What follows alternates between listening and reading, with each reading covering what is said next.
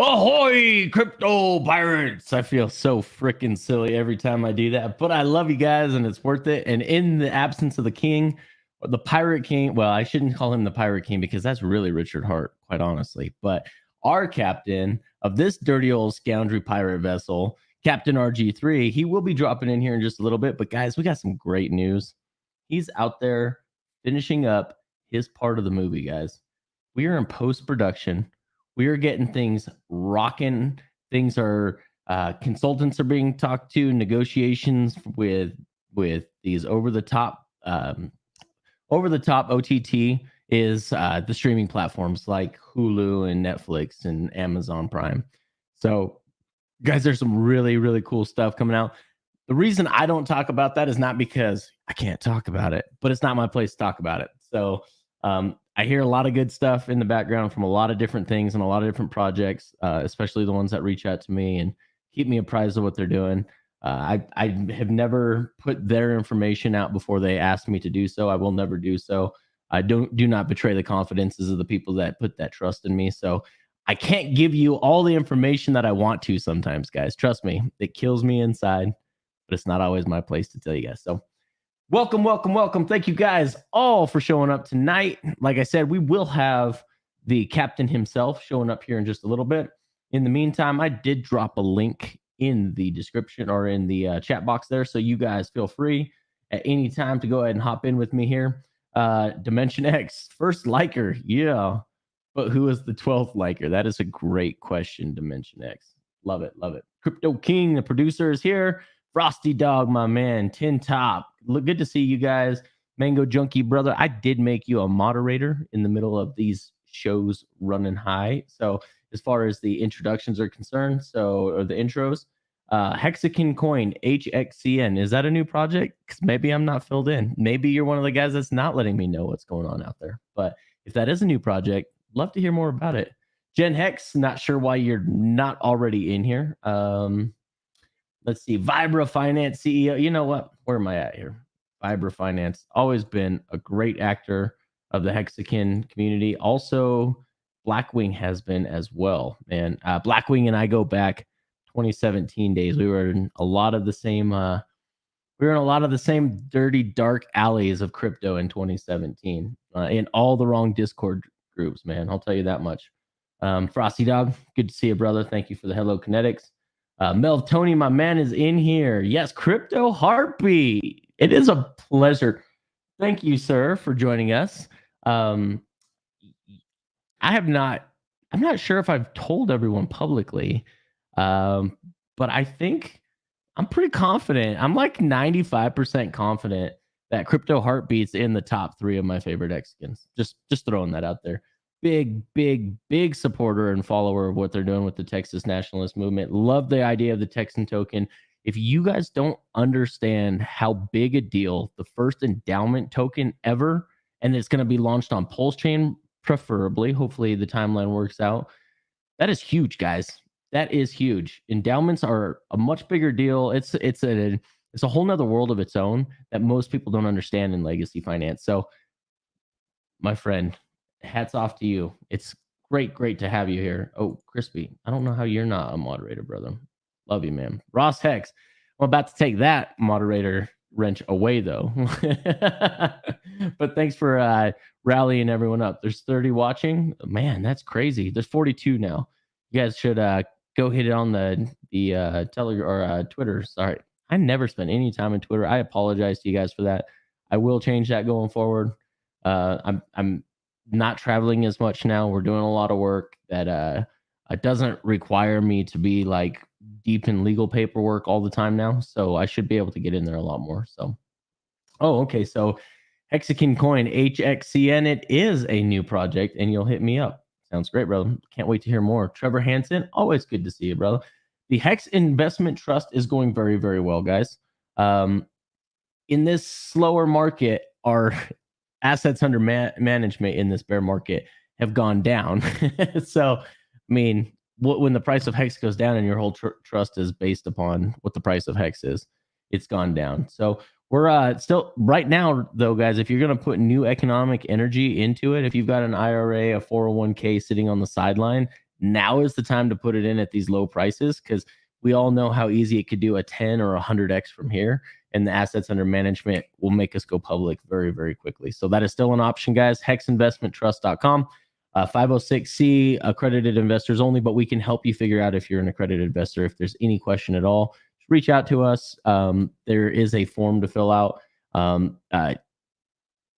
It's almost better to say, to default to yes, I am an accredited investor when you answer the form, and then we'll revise that if it's not. Our legal team, our CPA team, will revise that. If not, that's not a big deal. But it's almost better to say yes than no up front.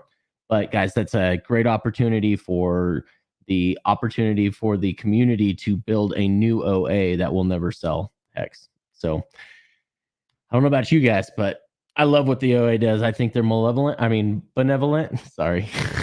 They are benevolent, and they've never sold a single coin, and we've replicated something that legally cannot either. So that's, in my opinion, a good thing. But not everyone sees it the same way, and that's fine. But I want to see more people getting wealthy out there, and more options for grandma and boomers and Gen Hexers that aren't going to hold on to the keys to their own crypto. I only say that because Gen Hex is in the background waiting right now. In the back room, he's in the green room. So without further ado, guys, let me bring somebody in, because I really like this guy. How you doing, sir? And he's got no mic. He got no mic. How about now? Okay. Report duty. Duty. Reporting for duty. I love it. For some reason, my earphone through StreamYard is really jacked tonight. My sound through StreamYard, it's really good on the YouTube side, but it's real fuzzy on the, I don't know if it has something to do with StreamYard servers or what the deal is. But yeah, that's weird because it's all server based, right? Yep. Mine seems to be okay. I've got the YouTube channel on but muted, and I can hear you through StreamYard, so it's real time, and you sound fine. Okay, good. That's good to hear. As long as it sounds good on your end, that's good. Maybe it's just me. Maybe I speak funny and you can't understand what I'm saying. Maybe you gotta turn off your de-esser on your. Sorry, I got a fan running in the background. Is that a problem? I love this from Mudhog. Be easy on us old ass boomers. I love that. I love it. So my mama's a boomer. My mom and dad are boomers, and I'm trying to get her into the X investment trust, because I'm like, you can't sit on the sidelines and watch this go up and then not participate in the gains. Like, it's the funniest thing, because my mom and dad have seen the success over the last 3 years. They've seen the success over the last 5 years, starting from 2017, and they're still not jumping into this market. And I'm like, I'm trying to walk them through it, and they just, you know what? We like what we're doing, and we're scared of anything else, and we don't want to have to take the time to learn anything new. So I said, hey, you know what? We've got a legacy finance product that you can put a portion of that IRA into. Watch it out earn the rest of everything else that you have, and then you tell me that we're wrong. So sorry. I just chat, man. Chat is distracting sometimes. Oh, the Timberland box? Yeah. Why haven't you moved that Timberland box, bro? It's still sitting there because it's like I got new boots and I sat it there and I just haven't cared. I love it. It's freaking awesome. I work boots, man. Nardo's he's the man. I don't know have you ever got the chance to meet Nardo in person? I have not. I've not met hardly anybody in person. When Crypto Schwabbuck came through town, I met a couple of those guys, and Maddie was rolling through with him at the time, so I did get to meet Maddie Allen, and that's it in person. So yeah, hopefully PulseCon, I'll get to meet some people. I hope it looks like I'm going. Yeah, somebody literally gave me a golden ticket. They won that they can't make it. So, dude, that is so awesome. Hexicans, again, you prove yourselves to be the besticans. So appreciate all you guys being who you are. That's why we keep coming back. So you guys are freaking awesome. Blackwing, thanks, brother. I appreciate it. We are cut from the same 2017 cloth and share the same scars.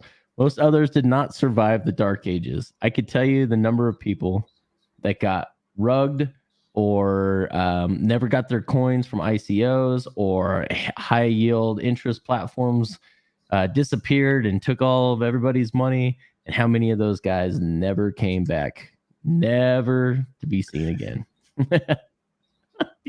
See Rags. Yes. Yeah. I don't know. Maybe I'm just tired, but for a second I visualized if me and Rags could have babies, little chubby, redheaded babies with gray Ginger beards. kids. Just on the hair, just on the head, and then gray beards. Ginger and a kids, messed up eye. gray beards. Okay. Yeah. Ginger red beards. Okay. Yes, I love it. That is awesome. That's horrible. I've got an image in my mind that I don't know how you scrub after the fact. So is there a way to get those images out of your head once they're there? Weed? I don't know. I don't know. I'm sure we got Hexicans that probably could tell us how to scour. Wake up tomorrow, you don't remember shit. Rags. You guys give buy some crypto after you sell your ginger kids. Man, you were talking about like the boomers and stuff, man. I can't help but feel bad for, like, regardless of how popular Hex is or Hex becomes, or crypto even in general becomes, there's still so many people that are going to miss the boat that have been saving or investing their whole lives looking for retirement. Put their kids through college, worked extra hard, overtime, second jobs, whatever, to look forward to being able to retire. And now with, money printing and inflation and everything else, all that, what they thought they had isn't even going to buy them what they thought. You're going to see more retired age people probably still working, till they're 70, probably. It's sad. Yep. 100%. In fact, I got to throw this out here now. Maybe I should throw out the ticker below it just to double guarantee everyone sees that this is for financial education and entertainment purposes only. So, but this is not financial advice. Do not listen to these telling guys. You to make ginger babies and sell them on eBay. 100%. That is illegal, my friend. We do not ask you guys to do that. That would be very what is the right word for that? It would probably be a bad idea for us to give you that kind of information. Yeah, that's bad. There's probably some good words, but there's some better words to use. Rags babies. Yes, exactly. But I was listening to Graham Stephan had a video earlier this week about crypto and how he only invests he recommends only investing 5% of his portfolio into it.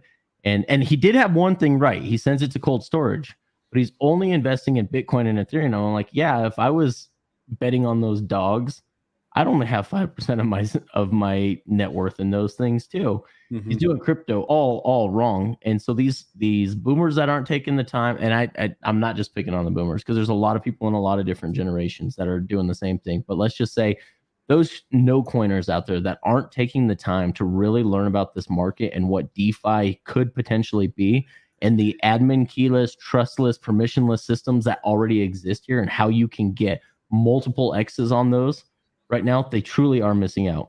So Graham Stephan even said in his video that it scares him when he hears the young kids say that they plan on retiring from crypto. It's funny because that guy works hard and he makes millions of dollars a year, and he's literally going to get out-earned by the guys that are investing in this market, that are playing with crypto, and they are going to out-earn him, and they will be able to retire before he does. Not that he couldn't now, but go ahead. Sorry about that. I kind of cut you off. No, I was just going to say that the people that are even like myself back in, gosh, I don't know, 2012, 2013, when we first started hearing about Bitcoin and people talking about it. And I knew guys I used to work with that were really heavy into it. And I haven't talked to those guys in years, but I hope they hodled, but I remember people mentioning it and saying, oh yeah, you got to get this. And I understand in my skepticism at the time of, okay, is this like for real? Is this a fad? Is this just something flash in the pan kind of thing? And I didn't take it serious or think, because back then when you're looking at something like, okay, do I really want to buy something that's like, you know, $1? Do I really want to throw like a couple $100 at something like this? Because back then I'm thinking, okay, well, you pay $1 a piece for, what are they going to maybe worth $2 in 20 years if they're still around? And if anybody had any idea of the potential of where that could go, and even like now when people talk about dollar hex, $5 hex, $100 hex, $1,000 hex, and it seems so like, how could that even happen?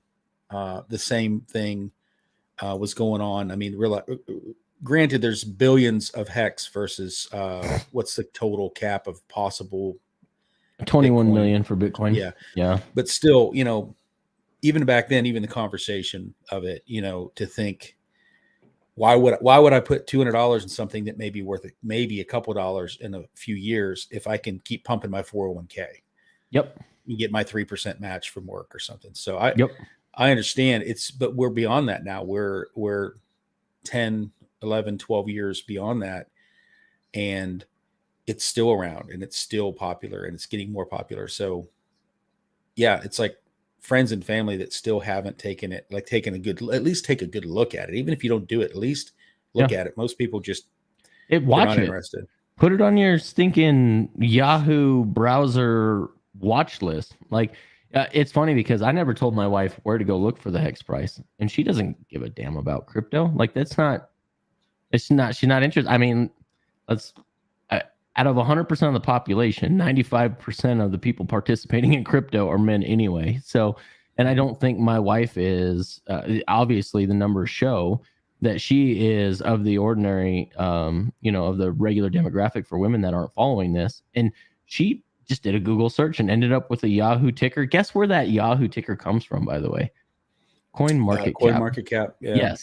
Yes. And it shows the right market cap rating on the app. Or really? On the Yahoo, yeah, or it did. I don't know if it still does because I don't look at my prices there. I'm looking at Dex Screener nowadays. You know, that's what I use to watch everything. But yeah, it's not hard to set a watch list on your Yahoo and just let it keep you updated with where the prices are at on everything.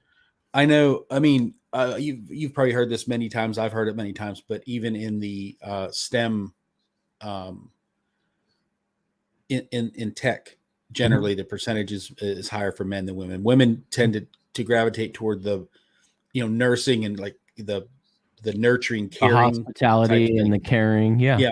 And men tend to be the ones that, you know, mechanical and not to say there isn't a percentage, obviously, of women mechanics, women fire women, you know, out there fighting forest fires, soldiers, whatever, right? But typically, it's a sausage fest when it comes to nerdy stuff. Usually, yeah, it's 100% true. Not financial sausage advice. Yeah, that's exactly right. Financial sausage. Go get you some at Walmart tonight. So financial sausage coming to a grocery store near you. Yes, Kinetics using the Netscape extension Are you not? I thought everyone was using Netscape still. I thought that was the hot new tech in browser technology. I would look right now, but my GeoCities just crashed. I'm waiting for my dial-up modem to get back online. Oh man, you got mail. I got my MindSpring CD around here somewhere. I might have to reinstall. That brings back memories. Mom, I'm on the computer. Get on the computer all day. I need the phone. Mom, I told you not to bother me while I'm in the basement streaming. I'm talking to my friends from the other side of the planet on instant messengers. Dude, I was a really hot girl. And she really likes me a lot. She sent me a bunch of pictures. She's from Canada. She's a model. Not got catfished at all on that one, right? I was an Ask Jeeves kind of guy back in the day. Ran out of minutes, need another AOL disc. Oh my God. You keep using the free ones. Hit me in the feels, bro. Just walk up to the mailbox. There's probably another one in there. Yeah. That's exactly right. Probably some landfill that's just a mountain that's just nothing but AOL CDs somewhere. Probably. China dumped them in the ocean and built an island on top of them. That's exactly right. Yeah, it's funny you say that. It's I guess you can't really yell at the Bitcoin miners when AOL did more damage than they did, right? Yeah. I wonder I how love many this. kids got their ass whipped because of AOL. I need to make a phone call. Yeah. Yeah, remember that? Oh man, back in the days. So my mom had an office, a real estate office that we had a separate line just dedicated for getting on the internet, but we had to wait. You couldn't be on the internet at the same time the other person in the next office was. So only one person on the internet at a time. Yeah, it was Wow. crazy bad. But everything was done with paper contracts and phone calls back then. So it wasn't a big deal back in that day. But So when I was a teenager, I lived in Oklahoma, and I remember briefly, I think somebody thought it was a really good idea at the time, and then like the next year it was gone. But in the phone book, so you could get like a second line in your house for your like teenager, because you know how like teenagers back then they tend to be on their phone all the time, right? mm-hmm. And they would list it in the phone book, so it'd be like John Smith, blah blah blah, and then teen line, whatever underneath it, or the Yeah. secondary phone, right? And then I guess they realized that all these perverts out there were just dialing up all these teen lines. So the next year or two, the phone book's like, yeah, we're not doing that anymore. Yeah, That wasn't a good idea. Hindsight. I love it. Do you ever see Sega TV? Do you remember that? No. Sega TV? Back in the 90s with the cable company, there was this little like kind of console looking thing, and you connected it to your cable line. This was before internet. Well, dial-up internet. And you could connect this little console thing to your cable, and then you would connect on the interface on your screen, and you could pick Sega games, and it would download it to the console that you got from the cable company, and you could play Sega games through your cable connection. What? No way. I had it, man. Back then it was awesome because I used to Oh, play yeah. Sega Genesis. Well, and it was what, 16-bit before, long before Super Nintendo was. So you were that was like so ahead of its Mhm. time as far, I mean, you couldn't play with other people online, but you could basically like, you paid a certain amount every month and you could play whatever games were in the menu and access them through the cable connection. It was pretty sweet. Huh. That's really cool. I don't remember that at all. But what I do remember is having my sister and I had our own dedicated line in the house. That was because when my parents built our house, they put a phone line in each of our rooms, and it was on a separate line than the rest of the house. So I, being the party kid that I was, decided to go update at the school what the home phone number was to our line so I could ditch. And when that call came in, that I was not in school that day. Yes, this it is came Mr. to my line speaker. and not to my parents' line. Yep. So, yes, he's. Oh, I had a message machine. Bro. He had his circumcision done. Yeah. Yeah. Okay. Have a nice day. Mahayam.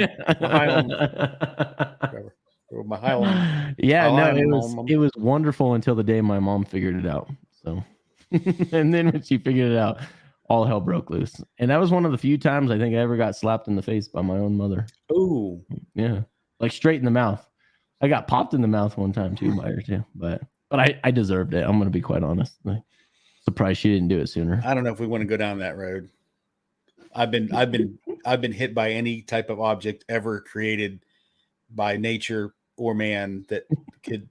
That was within arm's reach at the time you upset your mom. Man, fly swatters, yardsticks, switches were the worst. Go outside and get a switch. Oh no. You gotta pick your own weapon of choice to be struck with. Yeah. That's you have gym class tomorrow. Well, then I'm going to give your brother the whipping, and then when you get home from school, you get it, and you're just like all day at school. You're just like, oh, I hope she forgot by the time I get home. Oh man. Yeah, wooden spoons, man. Yeah, wooden spoons. That's the one that my wife cord, adopted. sometimes with the lamp still attached. I mean, whatever's handy. The lamp part really hurt. That's why it's so dark in here. I'm afraid of lamps to this day. So going back to my point earlier, my mother's a boomer. No, that's okay. My mother's a boomer. She won't take the time to figure out Hex or crypto in general.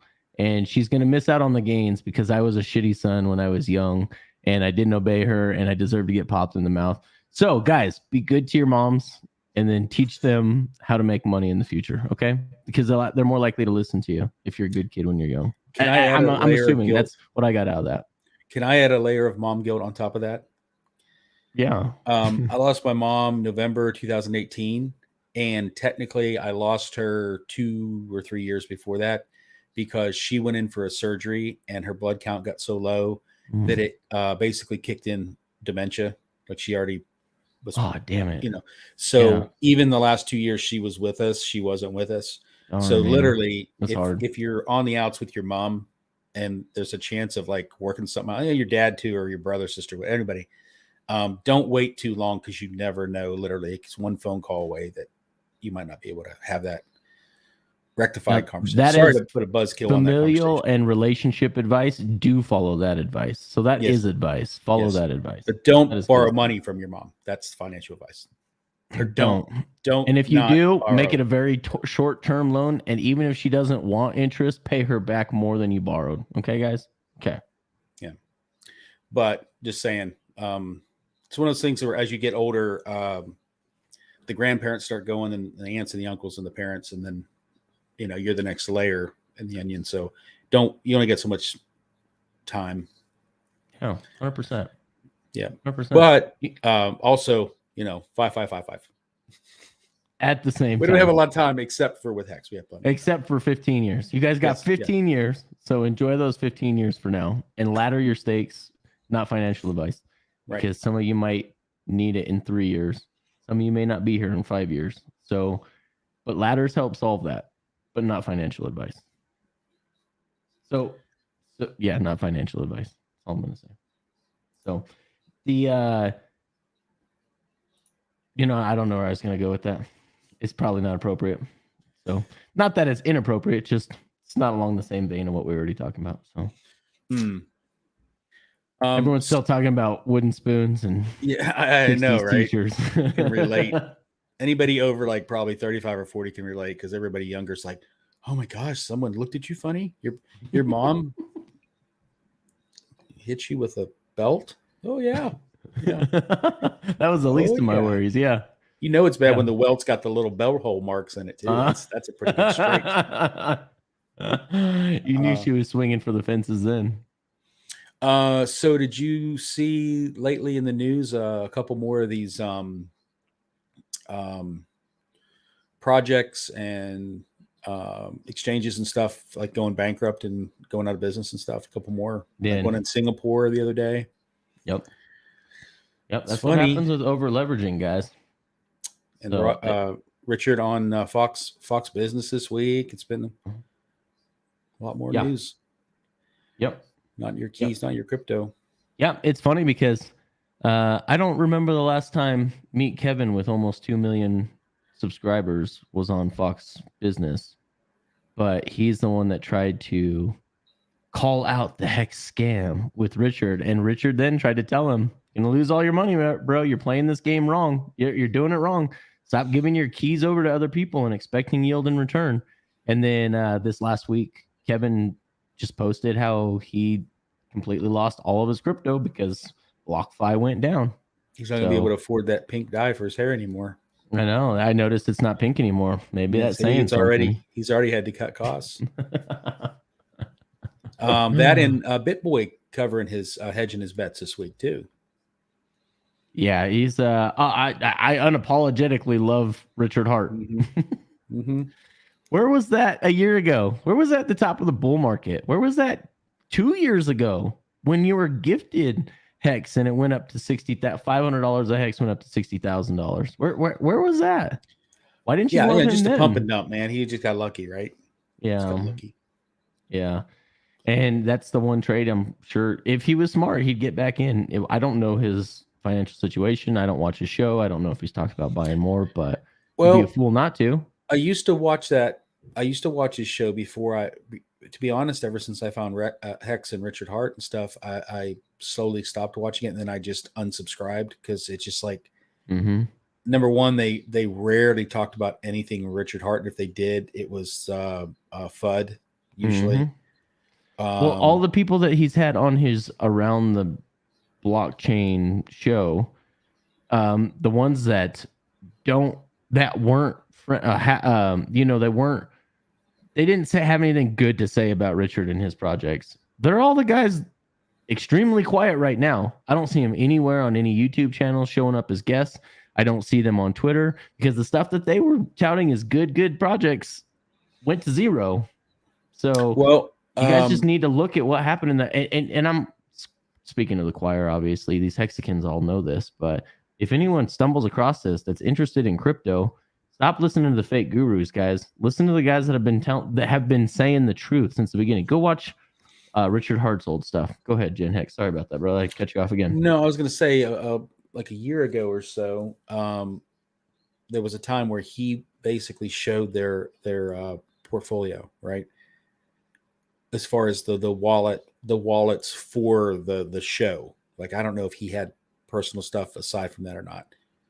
And he was talking about all the different holdings they had. And I think at the time he still had his Hex, I think. Okay. And then somewhere along the way, maybe around the all-time high between that and the fall, I think he may have sold it. I don't know. But all those different coins, and it makes you wonder how many of them were gifted to him, right? For talking about them or whatever. So if you see how far the dip has gone for the entire market, unless he converted a lot of that over to stable, which he did preach a lot on his show. And like I said, I quit watching it, but he used to preach like, when we know the bear market's coming, we're going to be switching over to stables, USDC, USDT, DAI, whatever. I hope he didn't switch too much over to Terra. Yeah. So who knows? Maybe he pulled the plug on a lot of it and sold, prior to everything going down, and he's still doing okay, because I know he just got his Lambo that he ordered. Yeah. And I don't know what insurance on Lambo is, but I'm pretty sure that if you lost all your money in Celsius and Luna and Solano or something, you're probably there might be a nice used Lambo for sale pretty soon for somebody. What's the flex? Yeah, he was one of Celsius's, I think, biggest referral links. Them and what's the other outfit with Ian and Forrest? I don't mean to like pimp other people's channels, but oh, it's good to know who not to follow. Apparently, I already was not. So. They've had some stuff said about Richard Hart and Hex, but a lot of people, they hedge their bets, so they still they have to make sure they say like he's very eccentric or the wild card or the most interesting man in crypto. And they always have to. Most of them don't preface it with something, back him up. Yeah, they don't want to say like, no, he's legit. He's got this. He knows his stuff. They always have to preface it with the backup plan of he's kind of out there on his own. If I have to back away from this later, I kind of gave myself an out already. Yeah. Token metrics. Thank you, Tintop. Token metrics.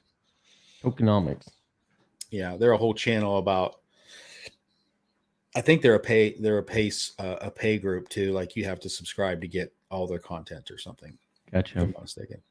Does anyone know from way back in the day? And I think this was before your time. And I don't know if you're familiar with this at all, but back at the original launch, before DS was even a thing, Richard got on the whale watch. What was it called? Whale Watchers or something like that with this guy named Pinocchio.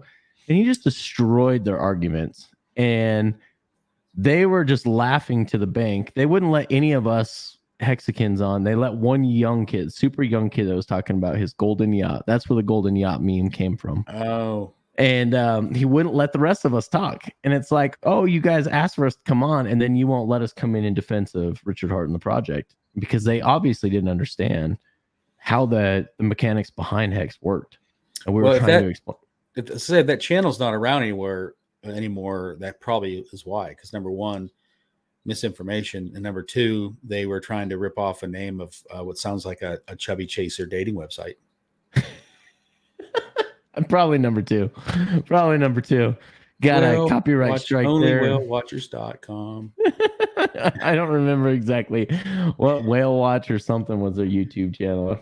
So yeah, one Hexy Mofo remembers. Gosh, that was cringe. I remember in my last house, I was setting up the the evaporative cooler before we decided to upgrade to something that didn't require water to cool down. But here in the arid deserts of Colorado, it works pretty well. But I remember setting that up and like trying to fumble with my phone, trying to call in when they gave the option, and then they wouldn't let any of us in there. Oh, I was so pissed because they were just ribbing on Richard, and Richard was just tearing their arguments apart like he does. That was the first one I remember him starting to send dead bodies down the river. Isn't it funny how that always works though? Like the tornado rolls through the town and they interview the one crazy looking cat lady that's still got 3 hair curlers in her hair. It's like, yeah, we were sitting there watching Andy Griffith, and then all of a sudden we heard sound like a choo-choo train coming, and then there it was, and we looked out the window. And my Dodge Aspen was upside down in the driveway. It's funny because it's true. Yeah, it's always that person on the news. It's never like someone like with a pipe and like an ascot and be like, well, actually, this rotation of the wind came from the northwest, and then cows, whatever. It's never that guy.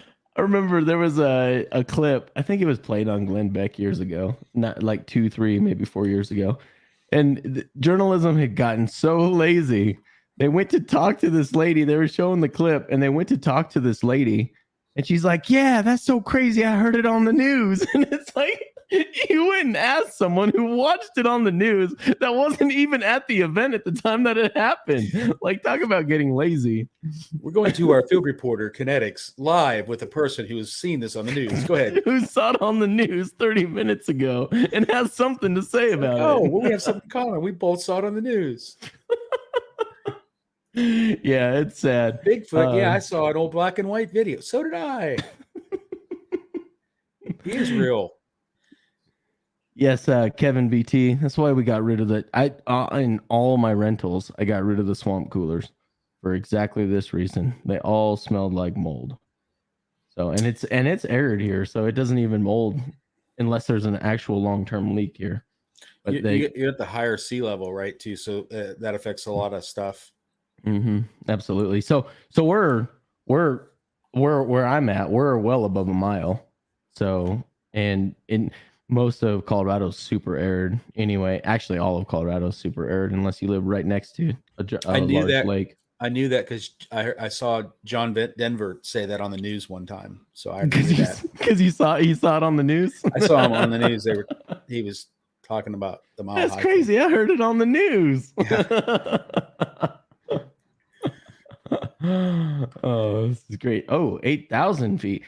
Dude, Peso, dude, where are you at in the world at 8,000 feet? Jeez. That's like Vail, bro. That's like Aspen Vail.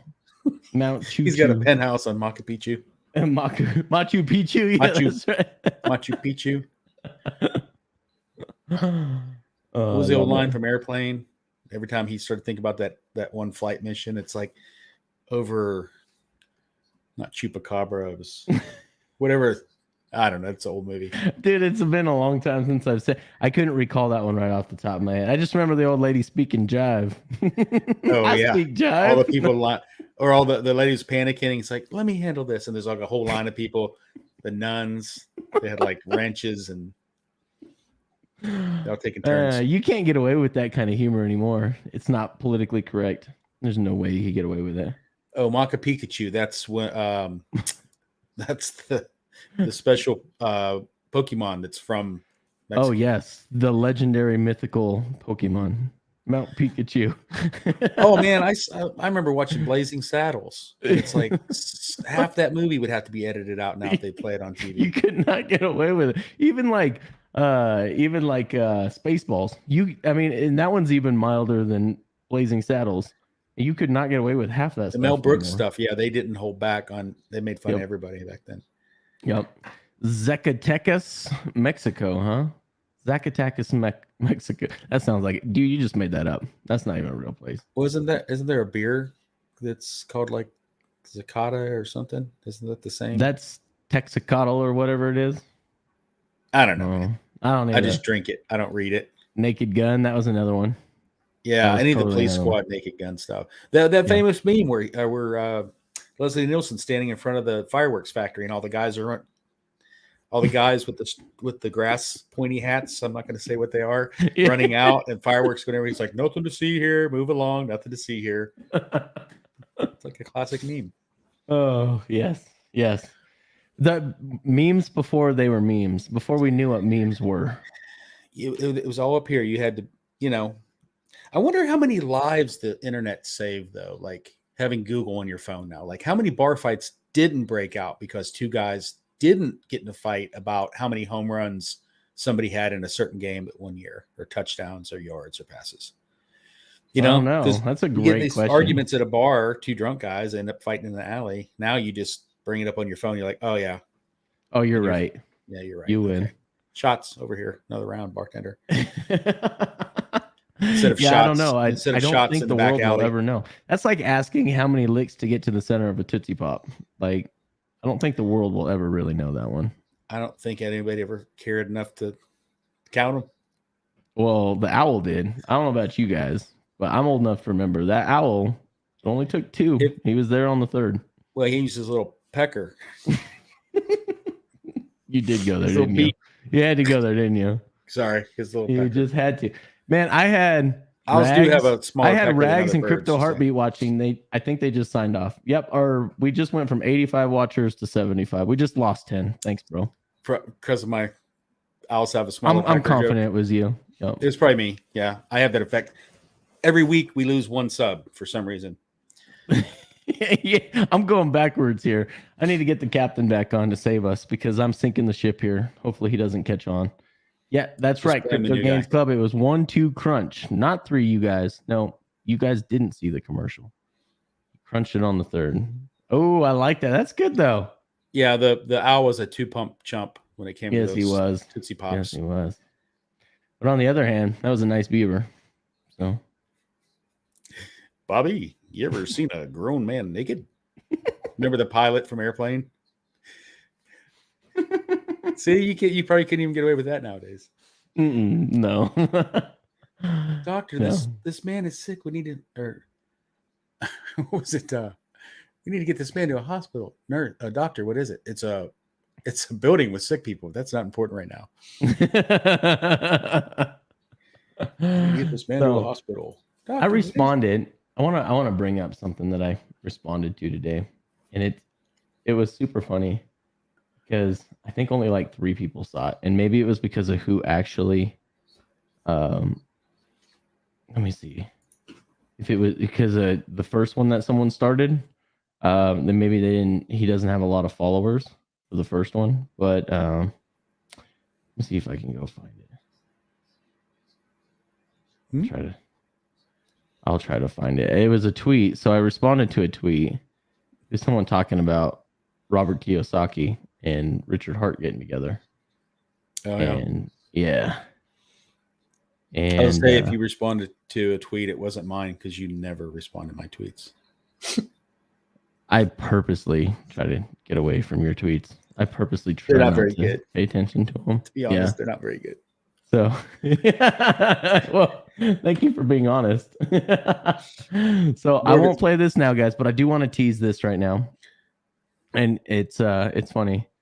Someone said, hey, at the real Kiyosaki, you should speak to the founder of Hex at Richard Hart. You two would have a great conversation.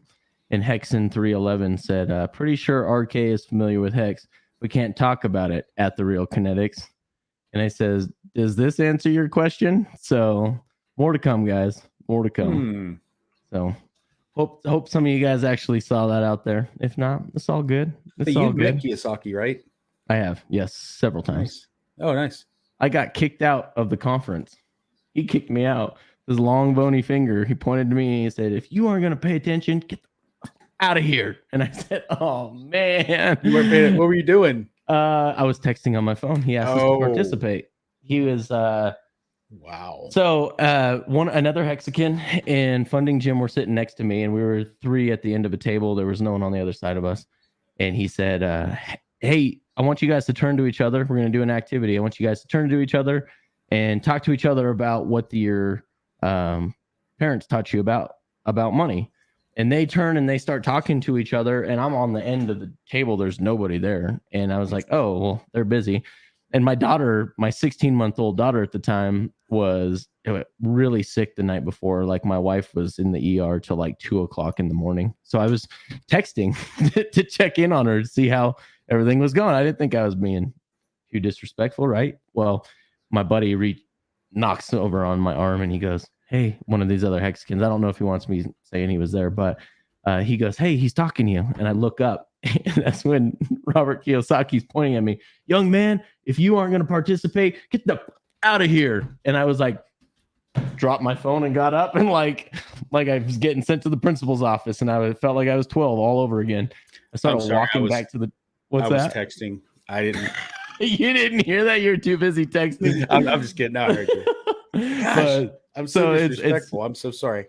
So it's pretty funny. I got to the door and I was like, dude, I'm not getting out of here. I'm here to watch him, like specifically. Like he's the guy I really wanted to meet. Like I, geeked out on this guy. I've met a lot of famous people in the past, and he's the only one that I like fangirled over when I met. I was like, it's Robert Kiyosaki. It'd be great if you'd have like went out to your car, truck, or whatever, and came back in with like a fake mustache. And like came in to set at a different table and be like, same shirt and everything, and just had one of like the goofy disguises, the glasses with the mustache and the nose, or look really silly by putting a bandana over on your forehead and having like some tinted glasses or something. Oh shit! Wait I'm like, just capping here, no big deal. Yeah, because I haven't been timed out or red pulled yet. Yeah, well, he's not in yet. Maybe he'll probably do it after when he watches the replay. He should be on later tonight. He was just finishing up with the movie. He's running through 2X right now to catch up, and it's like just by the time I think I'm safe, it'd be like. So, Whale Pool, that's what it was. Search Whale Pool, the Richard Hart sham appearance on YouTube for Golden Yacht quote 1 hour 35 minutes and 1 hour and 17 minutes. And God, Cassius, you are great. Cassius, by the way, is OG, guys. Those of you who are not aware, Cassius is flat out OG from back in the beginning, and you just earned yourself a wrench with that one, my friend. Got several things to say on that. First of all, me getting kicked out as everyone got back together and started discussing all of the activity he wanted everyone doing. I walked back up and I said, I apologize. Sorry for being disrespectful. He pulled me up on stage. He actually ended up pulling me back again up on stage after we resumed the presentation. He goes, "We all fuck up. I fuck up all the time, but this young man did the right thing. It took a backbone for him to come say sorry. Some of these other little pussies out there would have just thrown their hands up and said, 'Fuck this guy,' and walked out. But he came back and he apologized." So yeah, that's actually how I got the interview with him, guys. It's funny. So wow. me screwing up in that regard and him kicking me out actually ended up him and I shaking hands and hugging his old friends and being able to. I got to meet him again later, and then we also did this interview. So it was really cool. That is awesome. I will tell you, when I was at the Limitless conference, he was on stage talking with Tom Wheelwright, his accountant, and they are super bullish on crypto. Here's the thing. They're scared to put their brand on any specific crypto right now. I mean, look at what the market just did. Could you imagine saying, "Hey, we love Luna," and then all of a sudden it dropped? That's what's so scary for them. So he doesn't hate Hex, Ross, at all. He does not hate Hex at all. In fact, he is very... he likes the idea of cash flow without having to do anything. Like he really likes the idea. I mean, other than running code, like he likes that idea. Like he's all about cash flow. That's exactly his shtick, is cash flow. But when he was on stage at Limitless, they were super pro crypto and blockchain. The reason why is they said and they used their cash flow game as an example. If you've ever played cash flow, you've got your assets, your liabilities, and then you have the auditor. And he says the blockchain has a built-in auditor. People discount how valuable that auditor is because it doesn't matter what your assets and your liabilities say if you don't have an auditor to verify that those assets and liabilities are true. So they are super pro blockchain. super. I've had a little bit of a conversation with him on this, and he loves the idea that there's an auditor built into the blockchain, but he's not 100% sold on any specific crypto, and he only holds things that people around him hold. So he was not the first in his inner circle to hold Bitcoin. He was not the first to hold Ethereum. He's got some other coins. I am not at liberty to discuss what other coins I know for a fact he has. It's not my story to tell, once again. But let's just say, like, he doesn't hate Hex, and he is not anti-crypto. Now, the fact that he's got $1 billion in debt out there and he makes $2 billion a year off of that debt, and it's all in real estate, you can understand why that's what he's excited to talk about. So that's scary, though. You think about it, like if you had several $1 million and you're like, okay, I'm gonna put some of this in a liquidity pair to try to make profit, and then that pair just disappears, dies. Yep. That just, boy, talk about not playing, not using or investing money you can't afford to lose. But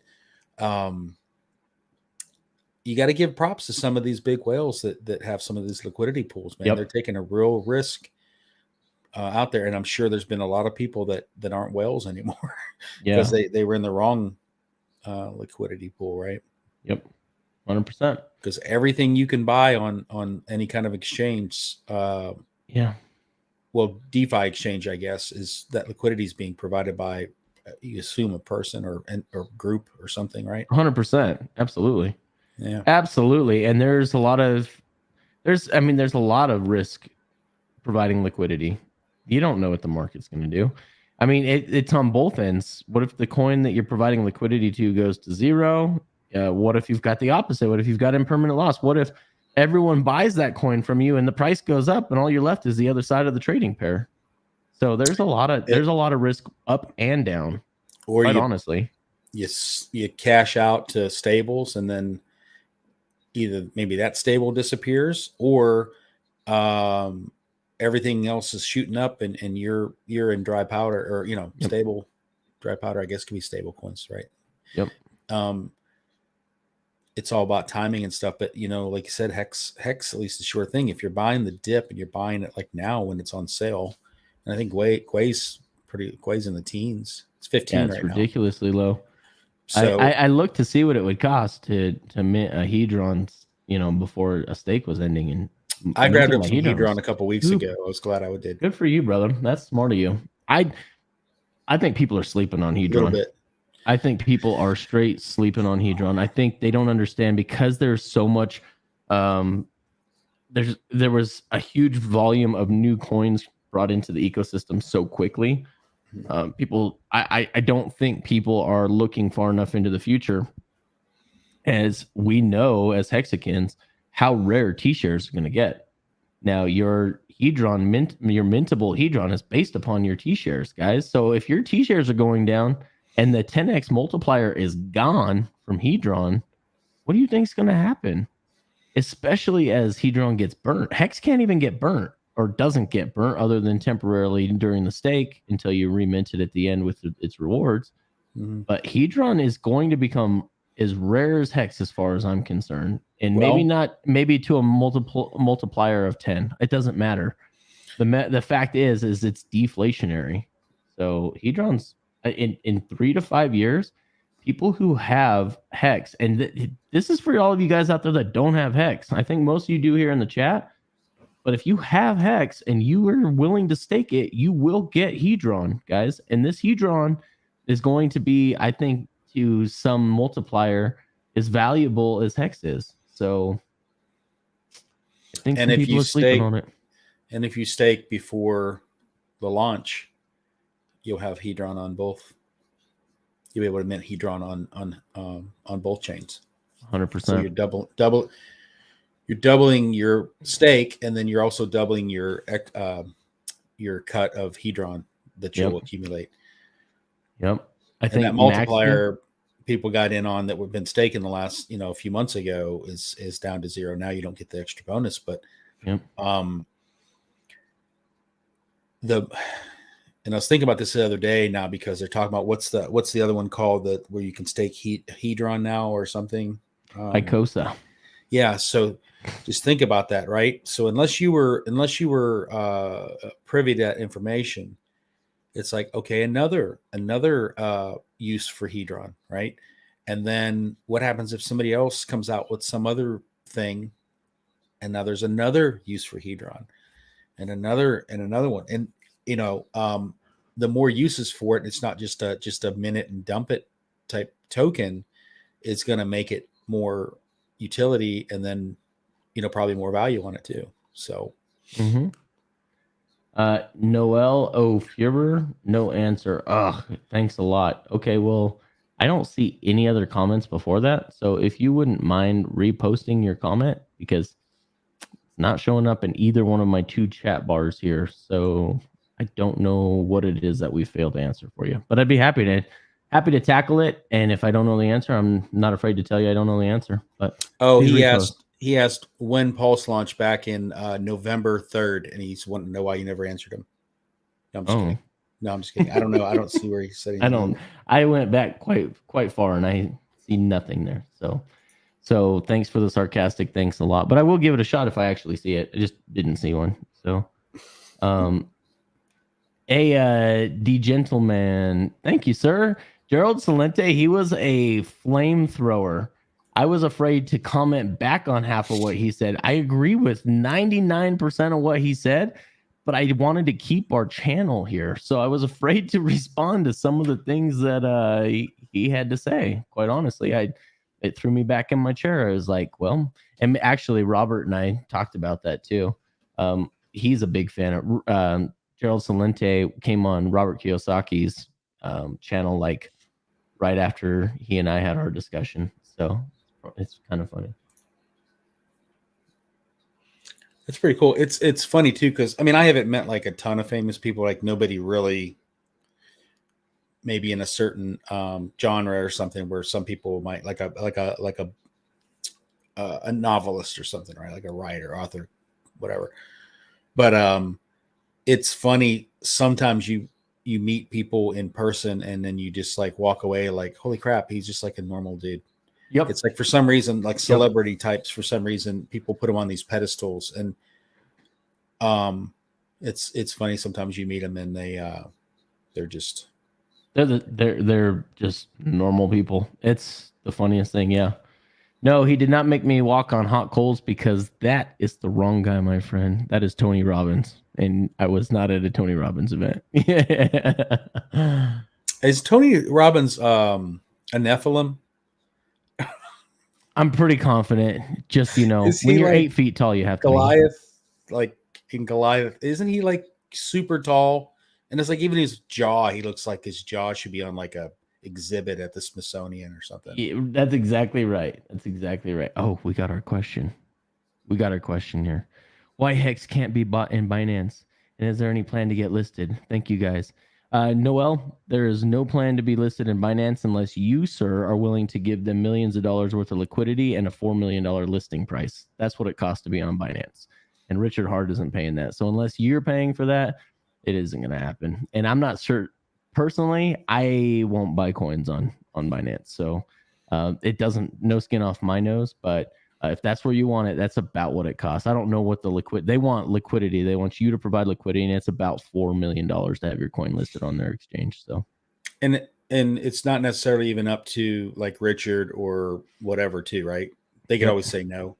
Yeah. Oh, they can still say no. I don't know if they'll refund you. Probably not, dude. These guys are shady. Like the Department of Justice here in the United States has done some pretty deep investigations of CZ and Binance. So they're pretty well known for scalping people's projects in the crypto space. Very, very well known for that. So I know some guys that have been tailed and followed, and in fact, some of their code is they were attempted to be jacked from them in Dubai. I don't want to get into all of that. But.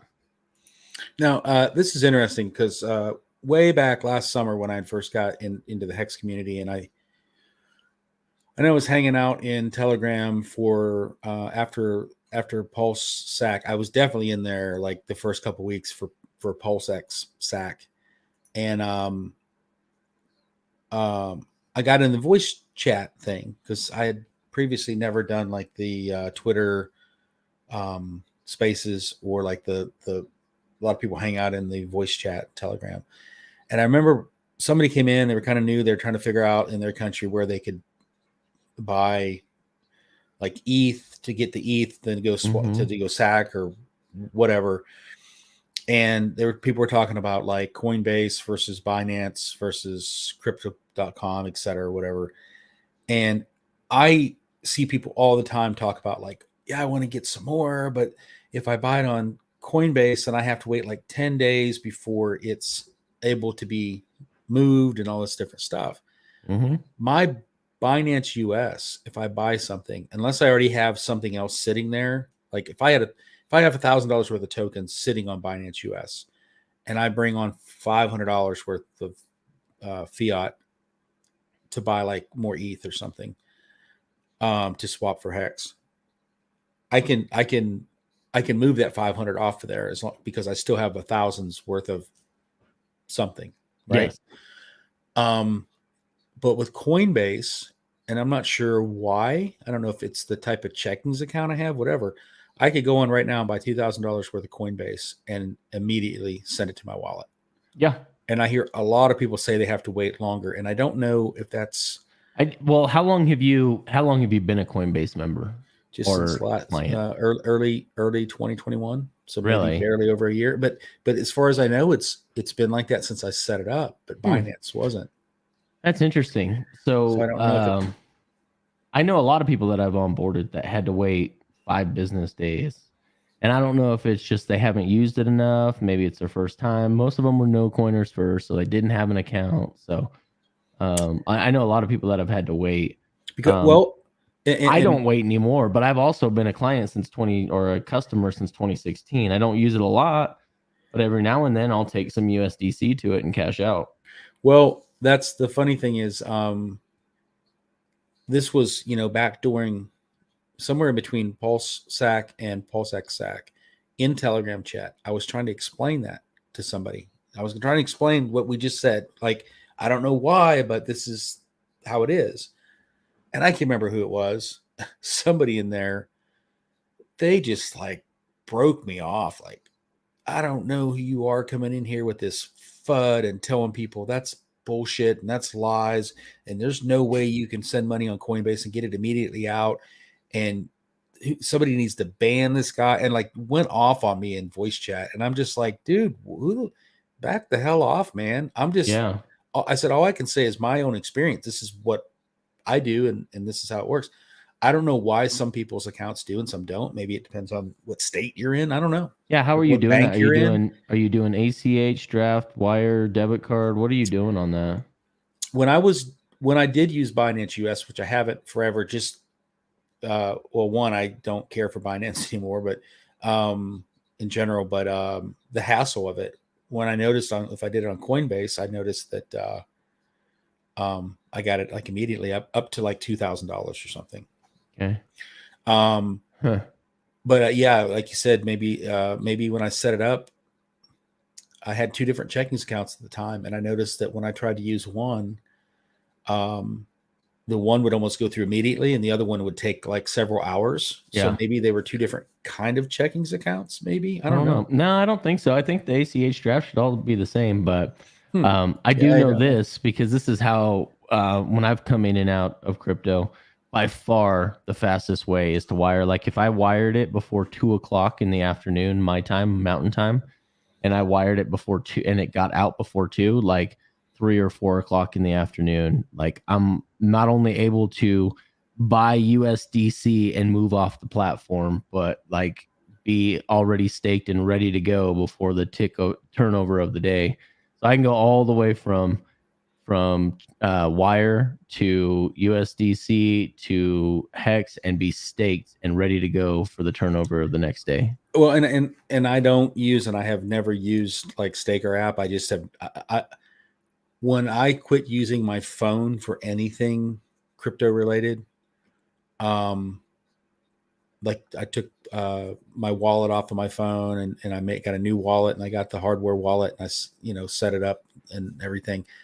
And then I understand all the benefits of using Staker app. I got nothing against using it. I'm not telling anybody not to use it. I just personally never used it because I know a lot of people are like, oh, just use Staker app. You can do blah, blah, blah. I typically buy ETH on Coinbase, send it to my wallet, go to Matcha, and I convert it to Hex. Yeah. Because I believe it's quite paired, honestly, I love what Staker guys have done. I love what the Staker guys have done. But for me, I will always be a hardware guy. I will always MetaMask user interface to hardware for my stakes. But it's great for people like my mom who just want to be able, if they're going to learn it, they can learn to go straight into using their phone and staking it there. Because the Gnosis safe is pretty safe. There is a lot of security wrapped around that. But that's just my opinion, just my own personal opinion. I just feel more comfortable with that extra layer of security personally. So I do have some new people in here that I'd love to bring up. One of my favorite Hexicans, Black Hexican. How are you doing? Hey, how's it going? Can you guys hear me? Yeah, absolutely. It's always good to see you. Busiest lady in crypto. 100% agree with that. And the wascally wabbit, Dosschild. Thank you, sir, for joining us tonight. Hey. Yeah. I didn't know you were back there. So I actually, I think I just lost my volume. I actually came on because I figured that I had some conservatives in the room, and now I got Dosschild. So now I actually have both sides. So this is going to be interesting for me.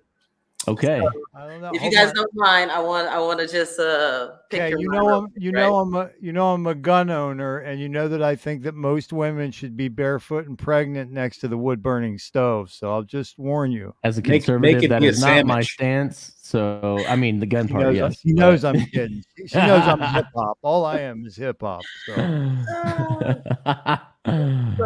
So you guys remember last week, the ladies of Hex, we want to be involved in this golf tournament in a big way, right?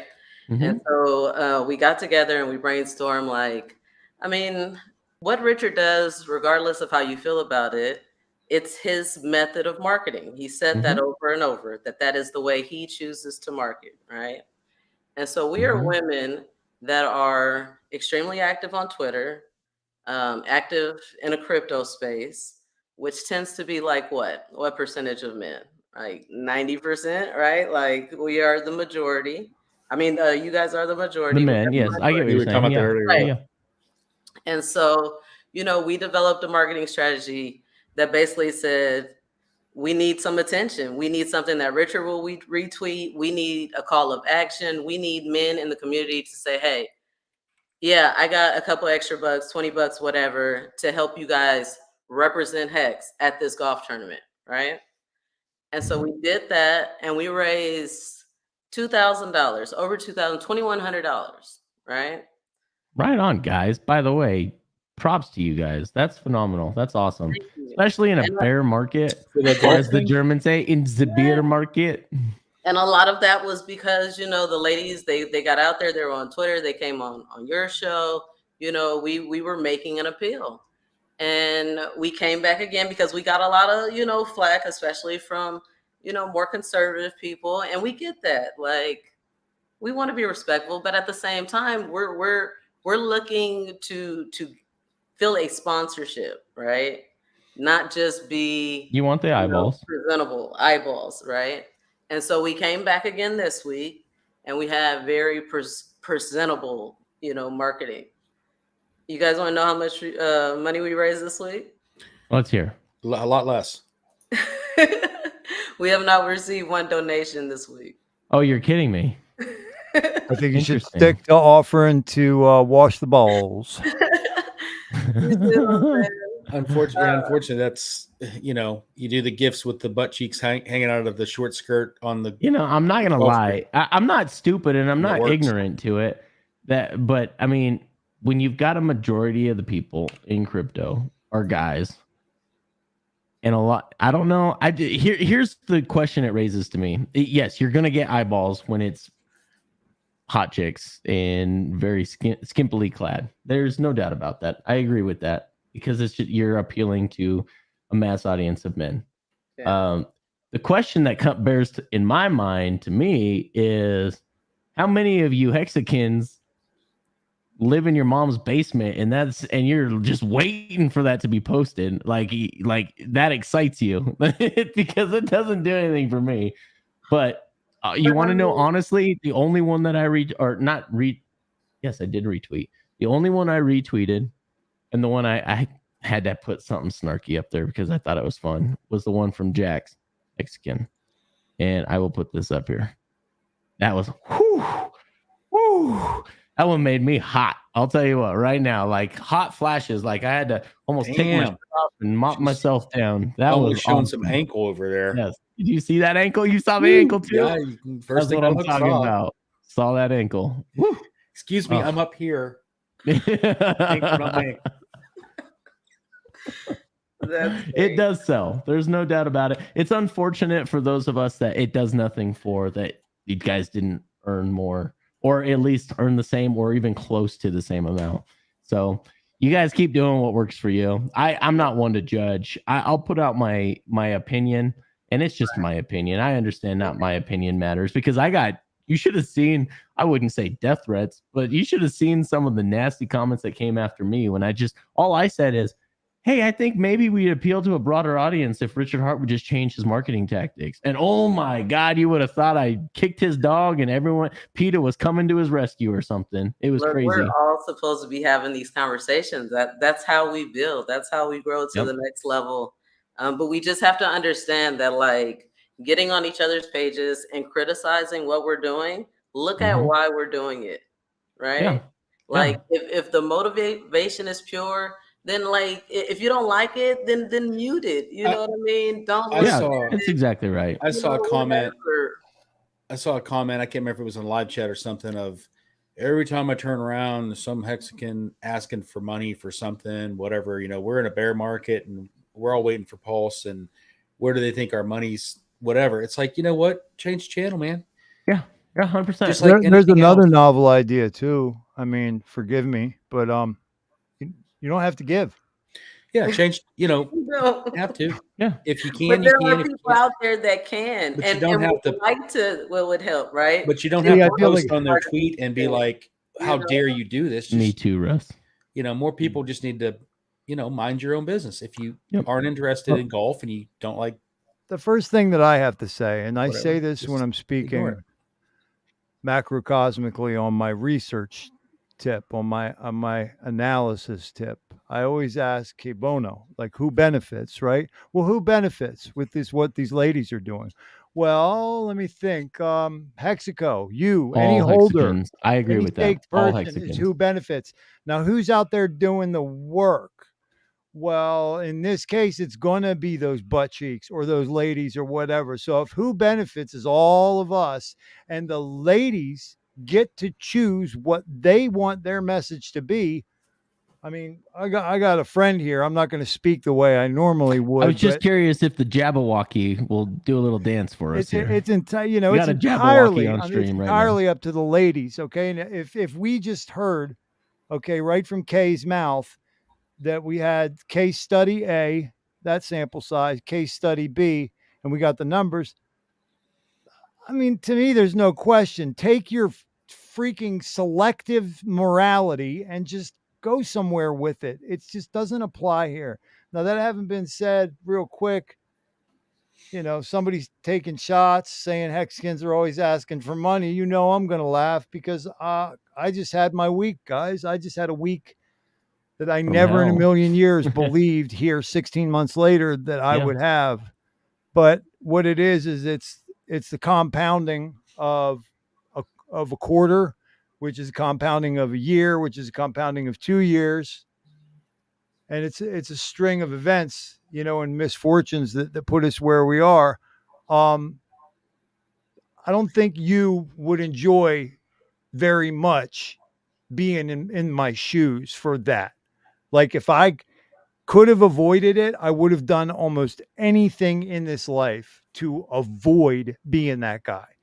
You know what I mean? Like, that's emasculating. If you're a man with strength that has pride, believes that you're a protector and a provider, the person who says the Hexicans are always asking for money in my situation, do you know how many sleepless nights like I had just like leading up to that, saying, I can only imagine. I mean, my God, dude, I'd rather get shot in an extremity with a, 30, we'll say a 38 slug I could take. Okay. Like I'd rather get shot in an extremity. In fact, maybe I should have said that. Would somebody like to shoot me in an 45. extremity At least a and give me the 45. same Come amount on, of money? sissy.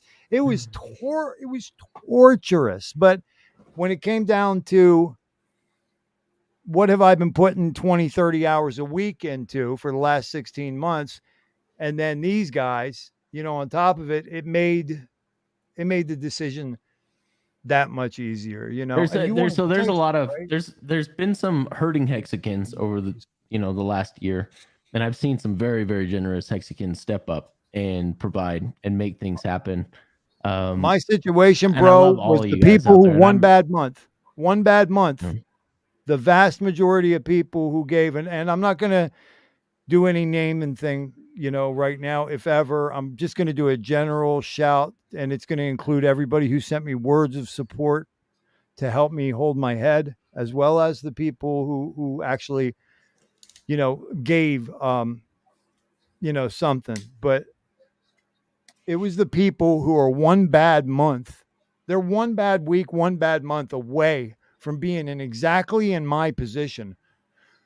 Were the ones who are clamoring over each other to help us out of this situation. And by the way, my situation is extremely detailed, extremely nuanced. And I gave a 6.5 hour stream on my channel on episode 15. That's what it took for me to swallow my pride and say, guys, this is exactly why this is happening. People were seeing my name next to the Internal Revenue, people, and they were thinking, oh, well, this guy's just in this kind of trouble. No, guys, the reason my name was next to that organization is because that organization lost my paperwork for a year, guys. I lost a business and I missed out on the PPP and I did miss out on the idle eventually too. I missed out on all that money business owners were getting during the, what, because they lost. Yeah, it's unfortunate. Oh my God. Yeah, that's unfortunate. So Hexicans, thank you for being the amazing community you are out there. I Amen. can name off the top. Just right now off the top of my head, I could probably name a whole handful of people that that the community has reached out. And some of you guys recently, even on Twitter, I've seen you've tried to be generous and got taken advantage of by what we thought were other Hexicans. Don't worry about that too much, because I know you didn't give more than it was gonna hurt you. I got one specifically in mind. I just don't want to call him out right now, but just know that karma has a way of coming back around. I don't know if you're a Christ follower, if you're Buddha, Hindu, doesn't matter.